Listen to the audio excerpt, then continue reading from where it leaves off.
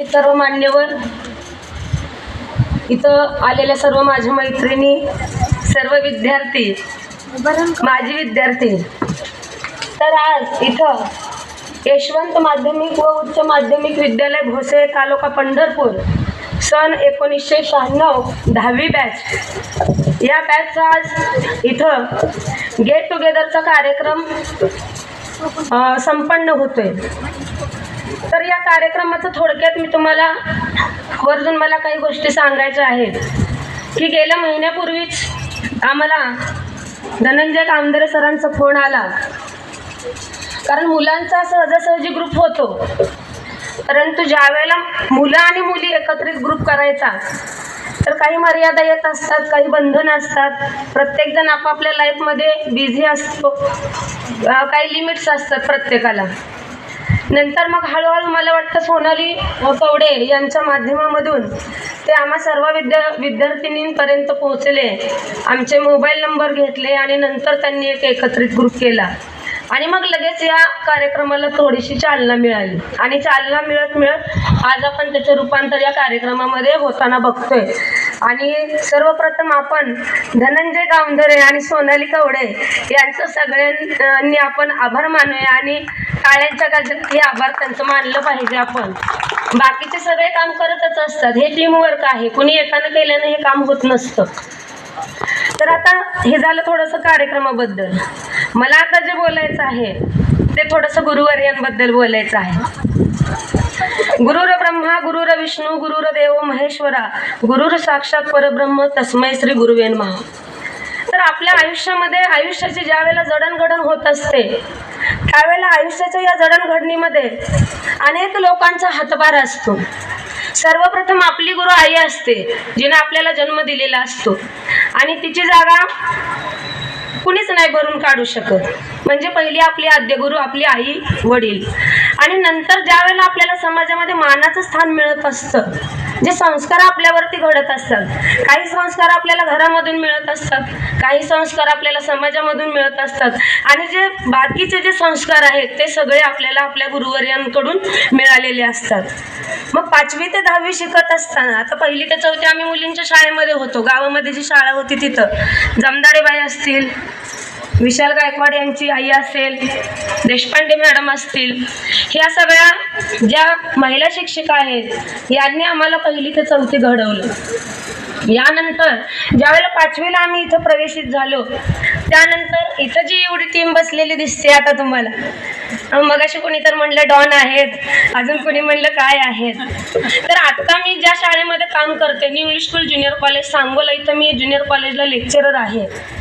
आता सध्याचं विद्यार्थ्यांचं वातावरण बघता मला माझ्या आयुष्यातले जे अनुभव आहेत ते पदोपदी आठवत राहतात की आपण काय विद्यार्थी दशेमध्ये शिकलो आणि कसं शिकलो आणि आताची मुलं काय शिकतायत किंवा कसं पुढे जात आहे, याच्यामध्ये जर तुम्ही बघितलं तर खूप तफावत आहे। तर आता मला पहिल्यांदा मी प्रत्येक शिक्षकांचं एक 2-2 सेकंद होईल तुम्हाला थोडेसे सांगते की मला आलेले अनुभव 10वी पर्यंत। आता पहिले आपण कुंभार सरच घेऊया, कारण ज्या वेळेला मातीचा गोळा कुंभाराच्या हातात असतो त्यावेळेला त्या मातीच्या गोळ्याला आकार देण्याचं काम हा कुंभार करत असतो। म्हणजे त्या चाकावरती ज्या वेळेला ते चिखल ठेवला जातो आणि ते त्या बोटाने फिरवत राहतो त्यावेळेला चांगला एक सुंदर फुलदाणी तयार होते, सुंदर मडकं तयार होतं। म्हणजे तो कुंभार जसं त्याला आकार देत राहील तसं तो व्यक्ती घडत असतो, म्हणजे ते मडकं घडतं किंवा ती वस्तू घडते। तसंच आमच्या आयुष्यामध्ये ज्या वेळेला आम्ही या प्रांगणामध्ये 5वी ते 10वी घडलो त्यावेळेला आम्हाला या शिक्षकांनी त्या मातीच्या गोळ्याप्रमाणेच घडवलं, त्याला आकार देण्याचा काम केलं आणि त्याचंच आज रूपांतर तुम्हाला इथं दिसतंय की मी इथं उभारलेली आहे आणि हे सगळं पाठबळ मला माझ्या या गुरुवर्यांमुळे मिळालेलं आहे। शिवाय माझे वडील हे या संस्थेमध्येच काम करत होते, इथंच होते, क्रॉप प्रोडक्शन विषय शिकवत होते, त्यांचंही मला वाटतं इथं खूप योगदान आहे, कारण शेतीविषय म्हटलं आणि शेतीचं उत्पन्न काढण्यामध्ये त्यांचा हातखंडा होता। त्याच्यानंतर दुसरे सर आपण बघूया, मुलानी सर आहे, मुलानी सर आहे, हां, मुलानी सर हिंदी विषय शिकवत होते, मला वाटतं 5वी ते 7वी पर्यंत मुलानी सर होते। मुलानी सरांचा एवढा जास्त काय असा अनुभव नाही, परंतु हिंदी विषय चांगला शिकवत होते। त्यानंतर ताकतोडे सर, परवाच मी नाव काढलं होतं मॅडम यांच्याजवळ, कवडे मॅडम जवळ, की ताकतोडे सर आपल्याला शिकवायला होते, त्यांना आठवेना झालं ते लवकर. त्यानंतर गांगवे सर म्हणजेच देशपांडे सर. तुम्ही जर आता तुम्ही बघितलं असेल तर सर कुणाला ओळखायला आले नसतील, मलाही नाहीत आले. सरांचे केस वगैरे ती हिप्पी अशी अशी उलटी झालेली असायची. आणि ज्या वेळेला तुकाराम मस्के सारख्या विद्यार्थ्याचं भाषण मी कुठं तर ऐकते, त्याचं मनोगत मी कुठं तर ऐकते, त्याचं तो एक चांगला वक्ता म्हणून घडलाय किंवा लोकांपर्यंत तो पोहोचलाय, जर ते कुणाचं याच्यामध्ये श्रेय असेल तर ते म्हणजे या देशपांडे सरांचं आहे. कारण ज्या वेळेला तुकाराम मस्के यांचं मी भाषण ऐकते त्यावेळेला नेहमी मला देशपांडे सरांची आठवण येते, नेहमी म्हणजे नेहमी. आणि मला वाटतं माझ्या शाळेतला संस्कार पवार हा विद्यार्थी सुद्धा तुकाराम मस्के यांच्याकडं वक्तृत्व कला शिकण्यासाठी तो बरेच दिवस येत होता. म्हणजे वक्तृत्व कलेमध्ये हातखंडा जर कुणाचा असेल तर तो देशपांडे सरांचा होता. यानंतर आत्ताच तुम्ही ज्यांचा उल्लेख केला ते म्हणजे डॉन. बघा, मला मगाशी म्हणत होते या दोन कोण आहेत. मी सरांना अजून बोललेच नव्हते, आता समोर स्टेजवर बघितलेलं आहे. तर आपल्या सगळ्यांचे आवडते भूमिती विषयाचे काळे सर आहे का नाही. आता थोडेसे दोन पुढचे दात पडल्यामुळे ओळखा येत नाहीत सर.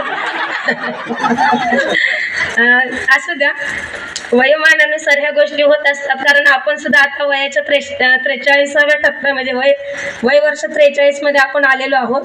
कारण आपण खूपच लवकर भेटतोय, ते 28 वर्षानंतर फारच लवकर झालंय आपलं गेट टुगेदर आहे, ते फारच लवकर झालेलं आहे. तर काळे सरांबद्दल सांगायचं झालं तर एक आदरयुक्त जी भीती असते, म्हणजे सगळ्या शिक्षकांबद्दल असते नाही असं नाही, पण काळे सरांबद्दल जी भीती होती ती फारच अशी कुठं दिसले तर असं धसका बसल्यासारखं वाटायचं.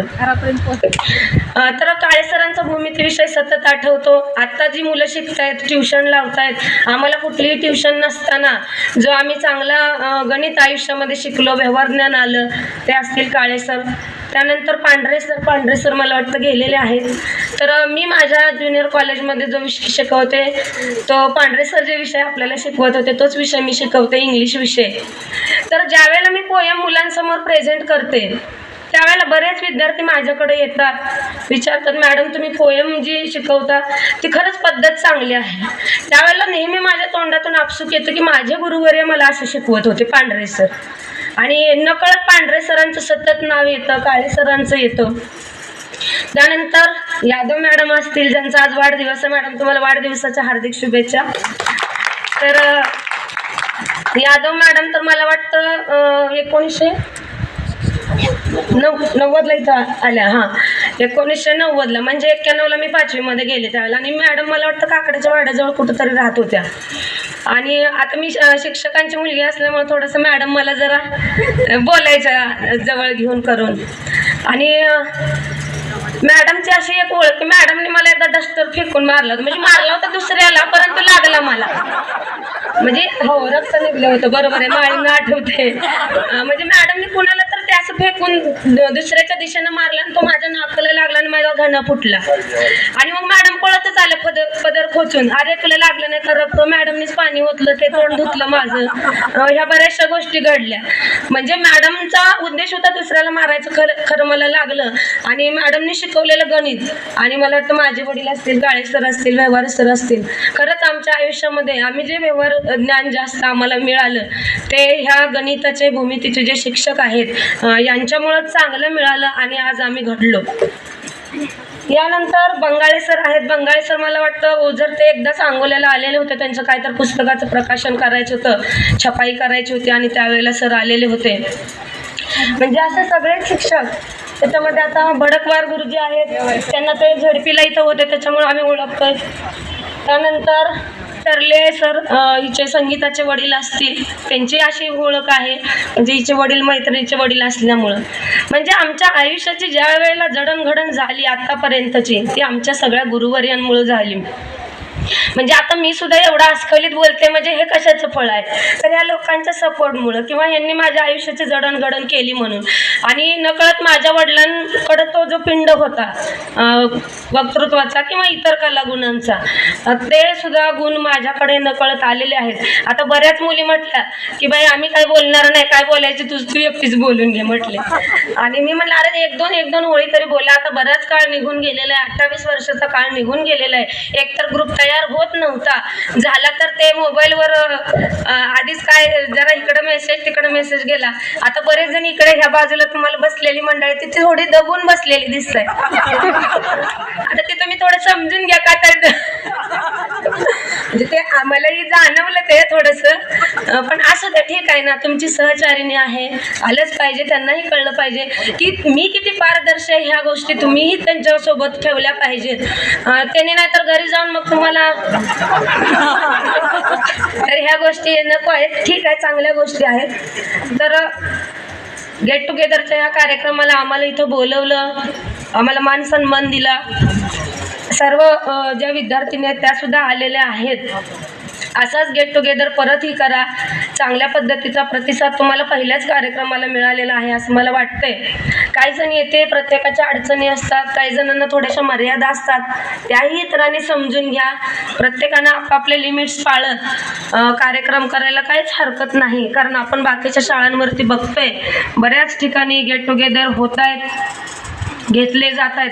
कारण आता अविनाश तळेकर विद्यार्थी त्याचं निधन झालेलं आहे. म्हणजे मानवी जे आपण जगतोय मान्य आहे, परंतु आपला उद्या काय आहे मलाही माहीत नाही, तुम्हालाही माहीत नाही.